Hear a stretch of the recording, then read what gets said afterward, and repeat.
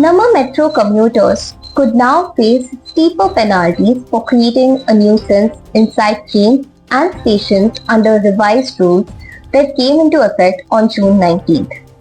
The Bangalore Metro Rail Corporation Limited has implemented the new provisions following amendments to the Metro Railways Operation and Maintenance Act through the Jan Vishwas Amendment Act 2026. Under the revised rules, passengers can be fined up to 2,500 rupees for playing music or videos on speaker mode, watching videos without earphones, shouting, using abusive language, traveling under the influence of alcohol, spitting, sitting on the floor of metro, vandalizing metro property, or engaging in indecent behavior.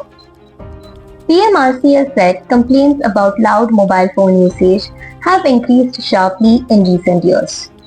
During 2025-26, Metro staff cautioned 57,000 passengers for playing audio or videos without earphones.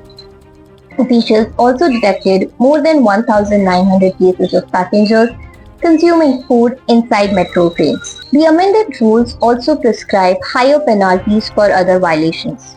Displaying banners or staging protests inside metro premises can attract a fine of up to 10,000 rupees. Climbing onto metro tracks or misusing passes and tickets can lead to fines ranging from 5,000 rupees to 25,000 rupees.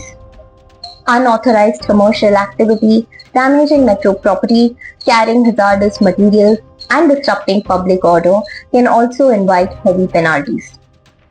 Officials said the revised fines are aimed at improving passenger discipline, ensuring safety, and protecting metro infrastructure.